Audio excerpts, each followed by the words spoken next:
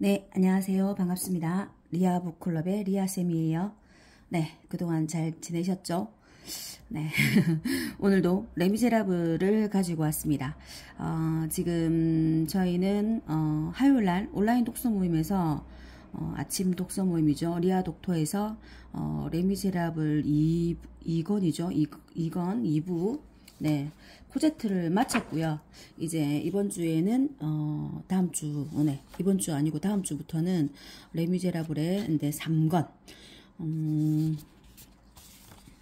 네, 3권 마리우스 편을 들어갈 예정입니다. 네, 마리우스 편을 들어가기 전에 제 또 이제 영상으로 이제 정리를 한번은 해야 될 것 같아가지고, 네, 지난 시간에 레미제라블 2부에서 1장, 2장, 3장 부분을 네, 영상으로 찍었습니다.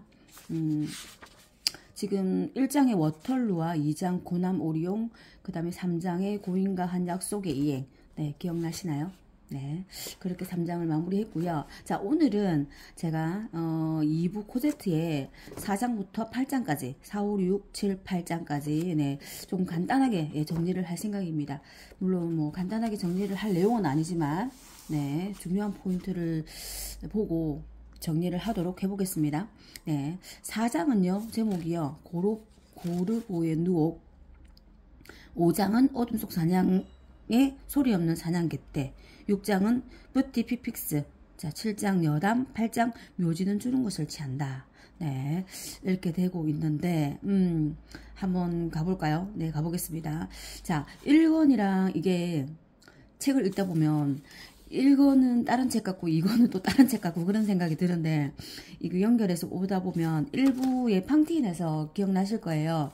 1부 팡틴에서는 팡틴의 딸 코제트가 나왔었고, 네, 코제트가 이제 그 테나르디의 여관에서 이제 구박을 받으면서 고통을 당하면서 있었던 장면이 나왔었고, 그리고 팡틴의 죽음과 그리고 우리 장발장의 어떤 그 일부에서는 미래의 주교님을 만난 이후에 장발장이 마들렌 시장이 되어서 어떤 선행을 베풀고 살다가 그리고 또 이제 그 누구죠? 우리 장발장으로 누명을 쓰고 이제 감옥에 이제 갇히게 된 죄수가 될 위기에 처한 그 사람 때문에 네, 장발장이 다시 자기를 신분을 밝히고 다시 어디죠? 네, 형무소에 감옥소에 들어가게 되는.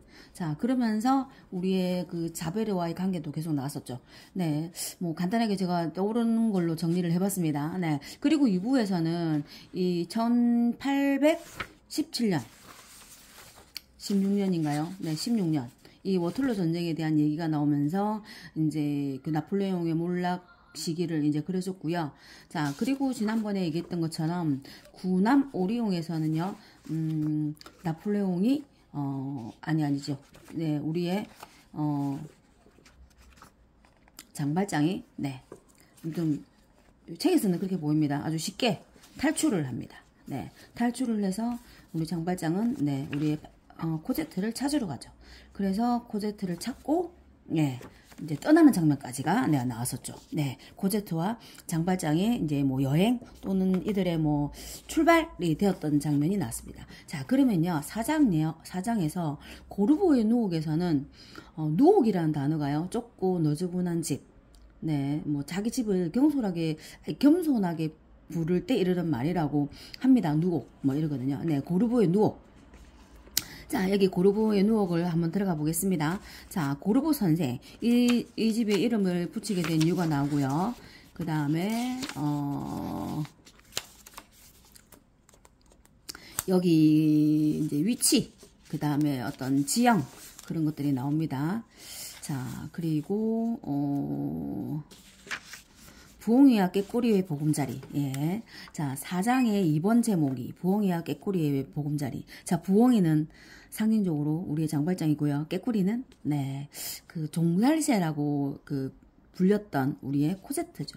자, 이들의 보금자리가 정말 아늑하게 아주 잠시지만 나와요. 네, 봅시다. 그러면서 네 3번 두 불행이 섞여서 행복을 만들다. 참 이게 소제목 제가 계속 좋다고 말씀을 여러 번 드리는데 너무 좋아요. 두 불행이 섞여서 행복을 만들다. 자, 두 불행은 우리의 장발장과 코제트이겠죠. 이들의 만남, 이들이 서로한테 어떤 의미가 되는지 부분을 볼 수 있습니다. 자, 코제트를 보았을 때 그녀를 잡아 탈취하고 구출했을 때 그는 자기의 오장육부가 꿈틀거리는 것을 느꼈다. 그의 속에 있던 모든 정열과 예정이 눈을 떠 이 아이 쪽으로 달려갔다. 가련한 늙은이의 아주 새로운 마음이요. 네. 그것은 그가 두 번째 흰빛의 출현이었다. 미리엘 주견의 그의 마음의 지평선에 미덕의 여명을 떠오르게 해주었고 코제트는 사랑의 여명을 떠오르게 해주었다. 네. 우리들은 모두 그렇게 우리들의 과거에 하나의 푸른 다락방을 가지고 있다. 예, 문장 좋죠. 네. 자, 코제트의 본능은 하나의 아버지를 찾고 있었다. 마치 장발장의 본능이 하나의 어린아이를 찾고 있었듯이 서로 만나는 것, 그것은 서로 발견하는 것이었다. 그들은 두 손이 맞닿는 신비로운 순간에 두 손을 꼭 붙어 버렸다. 이 두 영혼이 서로 보았을 때 이들은 서로가 서로에게 필요하다는 것을 서로 알아보고 서로 꼭 껴안았다. 네. 자, 이 만남을 어떻게 단어를 쓰냐면요. 발견이라는 말을 써요. 서로가 서로를 발견했다. 너무 좋지 않나요? 네. 좋았습니다. 네. 자, 이 어린아이의 운명 속에 이 사나이가 들어온 것은 하나님의 도래였다. 예, 신의 뜻이다. 이렇게 얘기합니다. 네. 자, 그때 그는 하늘이 미리 정해놓은 뜻을 사람만이 누군가의 의지를 느끼고 명상에 빠져들었다. 좋은 생각들도 나쁜 생각들처럼 그것들의 심연이 있다. 네, 코제트는 그를 아버지라고 불렀다. 자, 다른 이름은 모르고 싶다. 코제트는 장발장을 아버지라고 부르죠. 네. 자, 237페이지입니다. 이게 한번 볼게요. 그는 그녀를 지켰고 그녀는 그를 굳건하게 해줬다. 서로가 어떻게 다가가는 게 보여요. 그의 덕택으로 그녀는 인생에서 걸어갈 수 있었고 그녀의 덕택으로 그는 덕의 길을 계속할 수 있었다. 그는 그 아이의 버팀목이었고 이 아이는 그의 거점이었다. 오, 운명의 균형을 헤아릴 수 없는 긴박힌 신비여. 자, 제가 여기서 이 문장에서 한참 멈췄었는데요. 그한테 이 코제트는 버팀이었다고 되어 있잖아요. 네, 장발장한테는 코제트가 버팀이었다. 자, 다른 번역에는요, 기둥이었다고 써 있습니다. 그는 이 아이의 기둥이었고, 자, 이 아이는 그의 거점이라고 되어 있는데 다른 번역에는 또 지팡이라고 되어 있대요. 자, 그의 지팡이였다. 예. 자, 거점이라는 단어가 참 제가 이 아이는 그의 거점이었다. 네, 장발장한테 코제트가 어떤 의미인가를 볼 때 제가 거점이라는 단어를 또 찾아보면요. 어떤 활동의 근거가 되는 중요한 지점 이렇게 되어 있거든요. 네. 유사어로는 기지, 발판 뭐 이런 거라고 되어 있어요. 뭐 그의 발판이 되었다. 뭐 이런 느낌이겠죠. 네, 좋습니다. 서로의 때 어떤 그 영향을 주고 있는지, 네, 이들의 만남, 이들의 발견 부분이 나오죠. 네, 고르고의 노옥에서는 이들의 잠깐, 예, 조금 편안하게 여기서 둘의 어떤 휴식 공간을 잠시나마 갖는 것이 보입니다. 자, 그리고요,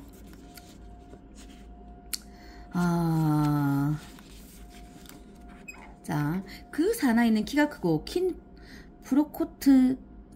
브로코트를 입고 있었으며 겨드랑이에 곤봉 하나를 끼고 있었다. 그것은 자베르의 무시무시한 모습이었다. 자, 자베르가 이들을 쫓고 있습니다. 아, 정말 예, 숨 쉴 틈을 주지 않죠. 자, 5장 넘어갑니다. 어둠 속 사냥의 소리 없는 사냥개 때. 자, 어둠 속 사냥은요, 우리의 장발장을 잡기 위한 자베르의 사냥이고요. 소리 없는 사냥개 떼들은 자베르 무리들을 얘기합니다. 자, 책략의 갈지자. 예, 책략의 갈지자. 네.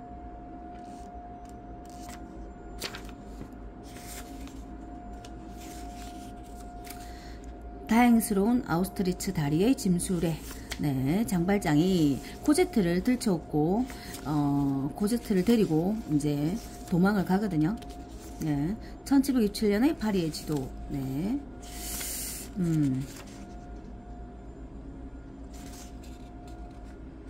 자, 앞으로 가면 그 사나이와 마주친다. 뒤로 가면 자베르의 손에 들어간다. 장발장은 그물 속에 꼼짝없이 사로잡힌 채 신압으로 재어지는 것을 느꼈다. 그는 절망하여 하늘을 우러러보았다. 뭐 정말 이제 위기 상황이에요. 앞쪽에서는 자베르의 무리가 기다리고 있고요. 뒤에서는 자베르가 쫓아오고 있거든요. 그러니까 이 지금 이제 장발장이 정말 우물 안에 아니 여기 정말 어떤 막다른 골목에 갇힌 상황을 설명을 합니다. 자, 근데 이게 나중에 보면 이 상황이 그 자베르의 관점에서 쓰여지는 걸 보면요, 자베르는요 이 세팅을요 자기가 설정을 해요. 즐긴다고 해야 되나, 그런 부분이 나옵니다. 36개의 암중모색. 네. 자, 5번 보세요. 5번 재밌습니다. 가스등으로는 불가능한 일. 자, 왜 이 제목이 가스등으로는 불가능한 일이냐면요, 자, 자베르가 아니지, 우리 장발장이 자베르의 어떤 이 추격을 결정적으로 이제 피하게 되는 장면이 나오거든요. 자, 그 장면을 볼게요. 여기가 가스 등으로는 불가능한 일이 그 제목이거든요. 네. 자, 형무소는 이제 더 이상 단지 형무소만이 아니었다. 그것은 영원히 코제트를 잃는 것이었다. 다시 말해서 무덤 속과 같은 삶이었다. 자기가 이제 자베르한테 잡혀서 형무소에 들어가는 것은 자기 삶이 끝난다. 코제트를 잃고 자기는 곧 죽는 것과 같다는 비유를 써요. 네. 자, 장발장은 정말 극한의 상황에 쫓기거든요.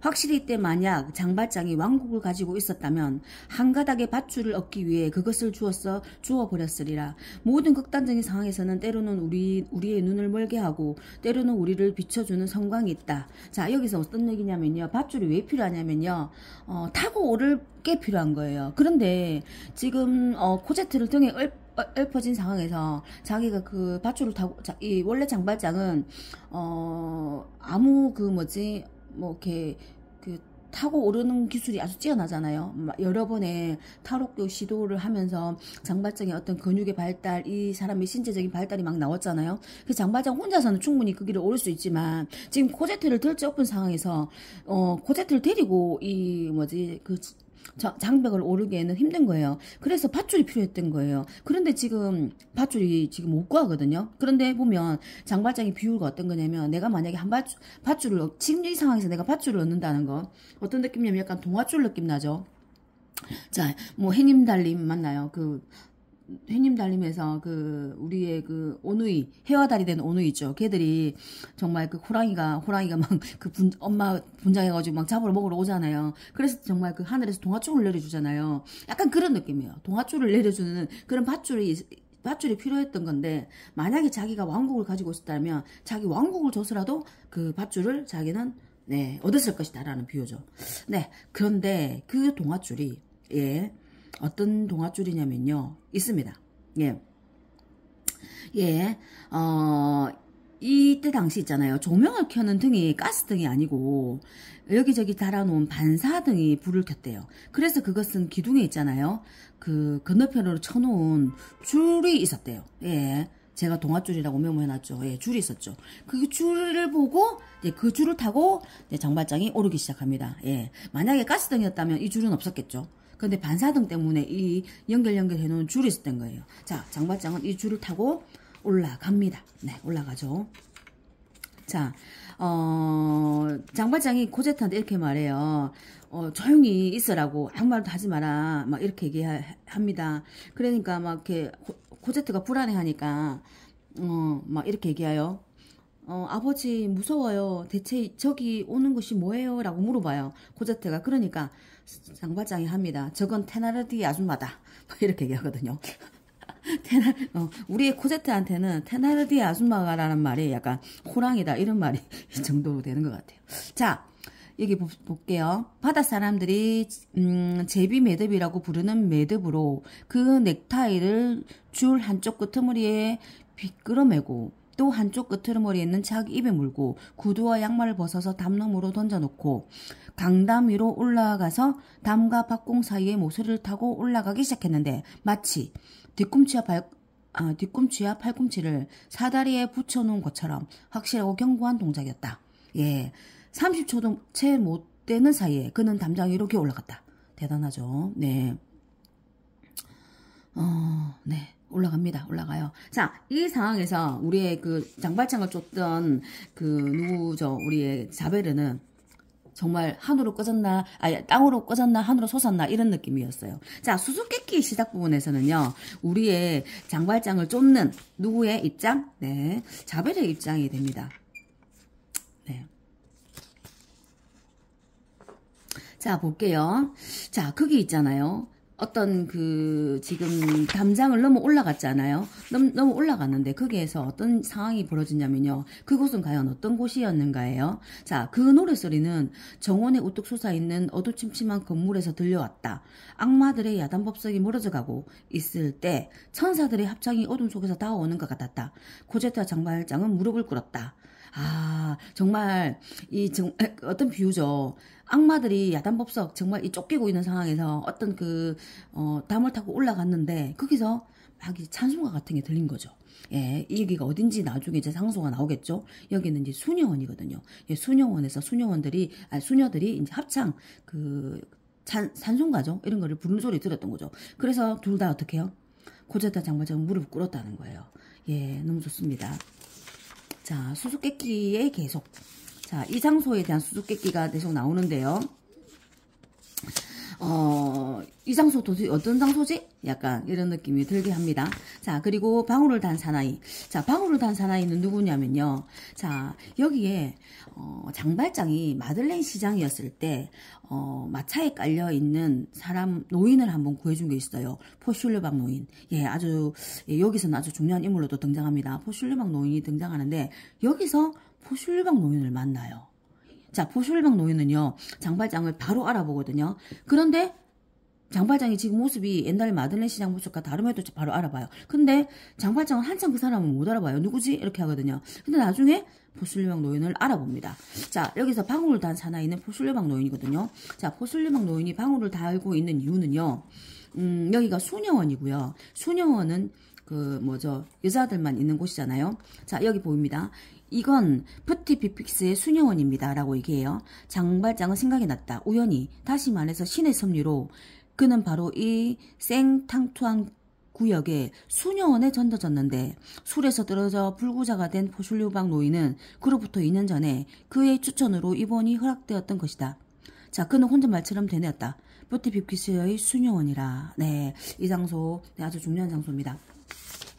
푸티피픽스의 수녀원. 네, 장발장한테는요, 이 장소가요, 네, 은신처. 네, 장발장을 온전히 숨겨줄 수 있는 은신처가 됩니다. 예, 자베르의 추격으로 피할 수 있는 장소가 돼요. 그리고 이 수녀원이 나오면서 또 우리의 빅토르 위고는 그냥 넘어가지 않죠.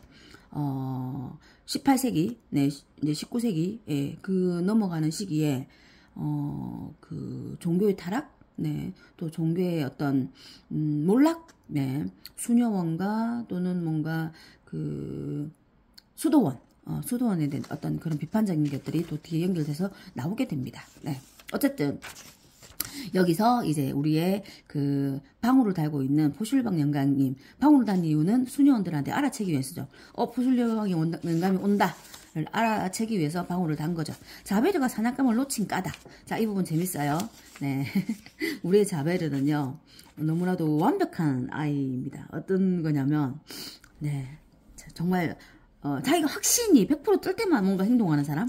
예. 그래서 자베르가, 누구죠? 우리 장발장을 쫓을 때 약간 멈칫해요. 왜 자베르는 장발장을 체포하지 않고 있었던가? 그것은 아직도 그가 의심하고 있었기 때문이다. 뭐다? 100%가 아니라는 거예요. 진짜 장발장이 맞나? 라고 의심하고 있었던 상황이기 때문에 계속 조금씩 네, 의심해요. 여기서 보면 그의 조심성이 있었고 그의 양심의 권고가 경찰청장의 권고에 대해지고 있었다. 네, 자, 의심이 아직 들고 있었다는 느낌입니다. 자, 그 다리 있죠. 그 다리에서 그는 어느 술집에 비춰주는 강렬한 불빛 덕분에 결정적으로 장발장을 알아보았다. 자, 드디어 스시로 이제 이제 100% 확신하는 상황이 와요. 이제 그때부터는 정말 좁죠. 자, 확실히 나폴레옹은 러시아 전쟁에서 실수를 했고, 알렉산드로스는 인도 전쟁에서 실수를 했고, 카이사르는 아프리카 전쟁에서 실수를 했고, 키루스는 시키다이 전쟁에서 실수를 했고, 그리고 자베르는 장발장에 대한 이 싸움에서 실수를 했다. 네, 자베르의 실수. 자, 이런 비유 너무 재밌죠. 좋죠. 자, 그것이 함께 모여 엮어 꼬아놓으면 그것은 거대한 것이 된다. 자, 아틸라는 동방의 마르키아누스 황제와 서방의 발렌티니아누스 황제 사이에서 주저하고, 한니발은 카푸아에서 지체하고, 당통은 아르시시르 오브에서 잠든다. 네. 대단한 실수들은 흔히 통통한 밧줄처럼 수많은 가닥줄들로 이루어져 있다. 예, 동화줄. 네, 동화줄 얘기가 여기 나오네요. 자, 들어갑니다. 6장 들어갈게요. 자, 조금 이제 조금 빠르게 마무리해 보겠습니다. 푸티 빅픽스에서는요, 수녀원. 네, 수녀원에 대한 얘기거든요. 자, 이 수녀원이 얼마나 괴상한지 나와요. 괴상한지. 예. 빅픽스의 작은 길 62번 길. 네. 자, 그리고 이 수녀원이 비교되는 부분에서, 형무소. 감옥 있죠. 감옥이랑 비교되는 부분도 있습니다. 네, 수녀원의 내부, 그 다음에 수녀원의 모습, 뭐 이렇게 되었어요. 마르틴 베르가의 분원. 네. 자, 맨발로 걸어다니고 목에 버들 바구니를 걸고 있고 결코 앉는 법이 없는 카르멜 수녀들의 규칙 다음으로 가장 엄격한 규칙은 마르틴 베르가의 베르나르 베르딕트 수녀들의 규칙이다. 그녀들은 검은 옷을 입고 가슴바지를 걸치고 있는데 그것은 성 베네딕트의 특명으로 턱까지 올라와 있다. 자, 어떤 옷을 입고 있는지. 네. 자, 이제 마르틴 베르가의 엄격한 스페이시 규칙으로 되돌아오자. 이 분원은 베르나르 베르딕트 수녀원은 1년 내내 육식을 하지 않고요. 자, 재밌어요. 단식하고요. 자, 새벽 1시부터 3시까지 자, 새벽 기도 드리고요. 언어 차리고 있잖아요. 집 보려 위에서 잠을 자지 담요를 위에서 담요를 덮고 자고 목욕 한번 하지 않는데요. 다 불 피우지 않고요. 금요일마다 고행하고요. 다 침묵을 지키고요. 짧은 휴식 시간에 서로 이야기를 하지 않고요. 네. 부활절에서 6달 동안은 투박한 털 셔츠를 입는데요.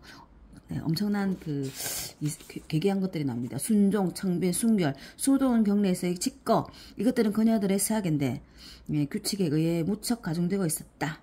예, 절대적이고 맹목적인 복종으로 네, 원장에게 복종한다. 네, 항시 예배, 네, 바톤 터치하면서 예배를 계속하는 부분도 나오더라고요.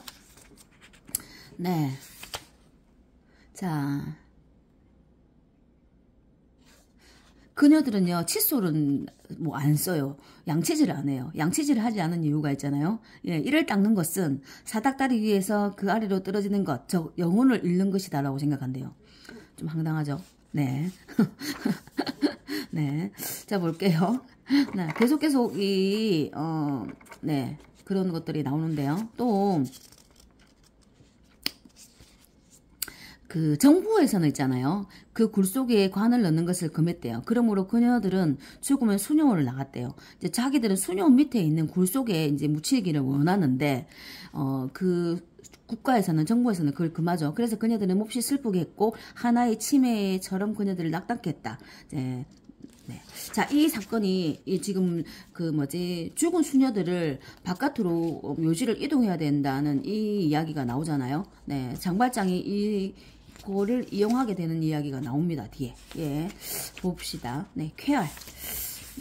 수년 얘기 계속 나옵니다. 예, 얼마나 이 황당하고 무게한 일이 있는지, 지금 얼마나 종교라는 이름으로 뭔가 이 순결하고 청빈하고 이들의 그런 종교적인 일들이 어떤 고행으로 가는지, 이게 어떤 뭔가 정말 극단의 어떤 상황으로 가는지 계속 나옵니다. 네. 자, 이쪽은 좀 넘어가도 되겠습니다.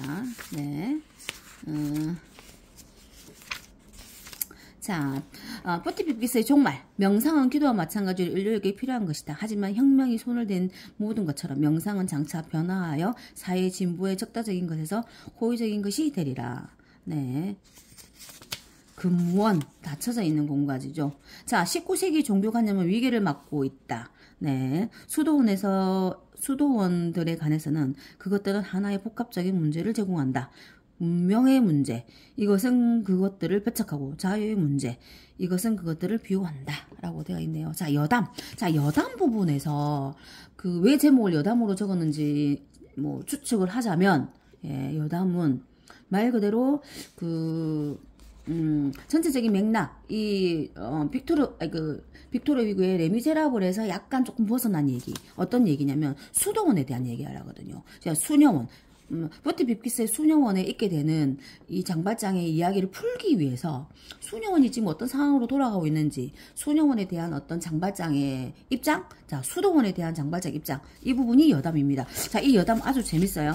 네, 이 부분 꼭 보셨으면 좋겠고, 제가 이 부분 읽으면서 찾아본 책이 장미의 이름? 네, 제가 책꽂이에 꽂아놓고 읽지 못한 책인데, 최근에 제가 이제 요거를 보면서 제 책꽂이 가까운 자리에 이제 다시 이제 뽑아놨습니다. 네, 요 책이죠. 네, 움베르토 에코의 장편 소설이고 장미의 이름입니다. 네, 이 책도 네, 조만간 또 한번 읽고 싶은 책으로 제가 또 네, 가지고 왔습니다. 네. 자, 우리의 빅토르 위고가 수도원에 대해서 어떻게 쓰고 있는지 보실 수 있는 장면이고요. 예, 재밌습니다. 재밌고 예. 이 부분도 놓치시면 안 됩니다. 자, 그 중에서도요, 기도라는 부분이 나와요. 자, 쉽게 말하면 성직자, 종교인들이 기도를 올리고, 그 다음에, 뭔가 이렇게 수행을 하고 이런 것들이 있잖아요. 과연 뭔지에 대한 있잖아요. 이게 얘기를 하고 있어요. 이 기도 부분과 5번 부분과 6번 부분 있잖아요. 기도의 절대선 부분. 저는 이 부분 아주 이렇게 어려우면서도 중요하게 봤어요. 무한에 대한 개념을 얘기해요. 무한.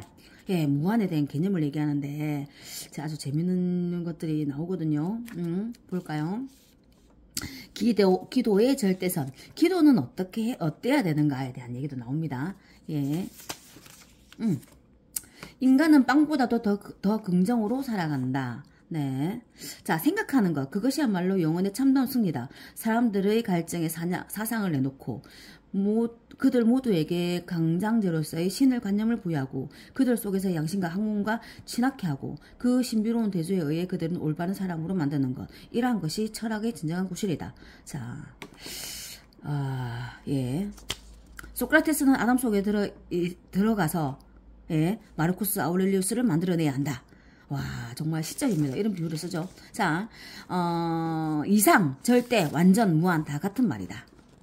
네. 수도원, 그것은 모순이다. 그 목적은 구원, 그 수단은 희생. 수도원, 그것은 결과적으로 최고의 자기 희생을 가지고 있는 최고의 이기주의다. 네. 자, 너울이나 법의 착용은 내세로 지불받은 자살이다. 네. 강력하게 쓰고 있어요. 좀 세게 쓰고 있죠. 예. 네.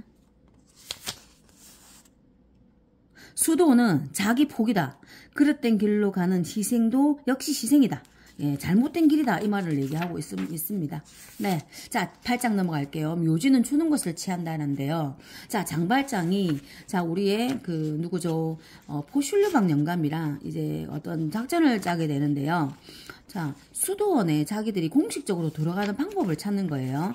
방법을 찾는데, 그 방법을 찾다가 어떤 방법을 이제 결정을 하냐면요. 지금 수녀 하나가 죽었거든요. 그래서 그 수녀를, 간에 넣어가지고, 이제, 바깥으로 이제 내보내는, 네, 절차를 할 거예요. 그 절차를 할 건데, 이제 자기들이 어떤 걸 하냐면, 우리의 코제트는 살짝 어디 맡겨놓으면 되고, 우리의 장발장은 이 관을 통해서 빈 관이거든요. 왜 빈 관이냐면, 자, 누가 나오냐면요, 이노상트 원장님이 나옵니다. 자, 이 수녀원의 원장님인데요. 여자 수녀 원장이에요. 이 수녀 원장님이, 자, 우리의 포슐레방 영감을 불러가지고, 예, 비밀리에 작전 수행을 내립니다. 네, 작전 수행이 뭐냐면 자기들은 국가 정부에서 요구하는 대로 장례를 치르지 않겠다. 이 수녀의 그 마지막 죽음에서 유언이 뭐냐면 이 수도원에 수녀원 지하에 묻히는 거라고 했거든요. 그래서 그 수녀의 소원을 들어줄 거다. 네, 그래서 어떻게 할 거다? 네. 비공식적으로 그 밑에 시체를 이제 매장할 거고요. 빈 관을 이제 밖으로 드러낼 거라는 거예요. 그래서, 그 빈 관을 나갈 때 흙을 채우기로 하는데, 자, 그 속에 장발장이 들어가서 나오게 됩니다. 예, 재밌죠? 재밌는 부분이 있어요. 꼭 오스틴 카스티에포의 책을 읽은 것 같은 장발장. 왜냐면, 이 부분에서도 이 사람도, 네, 그렇게 해서 나오거든요. 오스틴 카스티에호프라는 수도사의 말을 믿는다면 그것은 카를 5세의 황제가 사용한 수단이었는데 황제는 양위한 후 마지막으로 다시 한번 플롱브라는 부인을 보려고 관 속에 그 여자를 넣어서 자기가 있는 생지스트의 수도원에 들였다가 내보냈다. 예. 그래서 자기도 간을 이용한 이 부분이죠. 자, 저는 이 부분 보면서 왜 카이사르하고 클레오파트라가 만나는 장면 혹시 아세요? 제가 이제 그 플루타르쿠스의 영웅전을 보니까 이 카이사르하고 클레오파트라가 만나는 장면이 엄청 인상적이거든요. 이 카이사르는 지금 대단한 그 권력자잖아요. 근데 이제 그 카이사르를 만나려고 클레오파트가 공식적으로 못 들어오니까 그 카페트 있죠. 우리 욕 까는 거 있잖아요. 그 이불 뭐 카페트라고 하긴 하더라고요. 자기들은 그 카페트에 돌돌돌 말려가지고 그 누구죠? 어떤 남자한테 들쳐껴듣고 그 약간 탁 들어갔대요. 그래서 이제 그 카페트에서 딱 짠 하고 클레오파트라가 나타났을 때, 네. 카이사르가 그녀의 어떤 대담성 또 그녀의 미모 뭐 이런 거에 반해서 네, 넘어갔다고 하더라고요. 자, 어쨌든 이런 이야기가 있었고요. 자, 우리의 보슐유방 네, 포방 영감이라고 돼요. 네, 편안하게 뭐 있는 우리의 장발장을 네, 무사히 관속에서 네, 꺼내줍니다. 네, 꺼내주고, 네, 구도신문에 합격. 자, 어떻게 들어오냐면요. 포슐유방 영감의, 동생이라고 그러죠. 그래서, 우리의 장발장을 여기에 정원사로, 포슐유방 이 영감을 도와줄 사람으로 들어오게 됩니다. 네, 그리고 딸, 코제트도 같이 들어오게 되죠. 네, 코제트도 가게 들어와요. 자, 우리의 이노상트 원장님이, 우리 누구죠? 코제트를 보고 이렇게 말해요. 저 애는 박색이 될 거예요. 라고 얘기해요. 박색 뭐예요? 못생긴 얼굴이잖아요. 자, 왜 박색이라고 얘기하냐면요. 수녀들은, 예, 조건 중에 하나가, 수녀들은 예쁘면 안 된대요. 못생겨져야 된대요. 예쁘면 수녀하기가 힘든가 봐요. 그래서 왠지 코제트가 약간 수녀가 될 가능성이 있다 이런 걸 본 것 같아요. 자, 그래서 여기에서 우리의 코제트는요, 그걸 합니다. 예, 학교를 다니죠. 예, 학교를 다녀요. 여기 학교가 있거든요. 그래서 이제 상복을 벗고 교복을 입었다 이런 말이 나오거든요.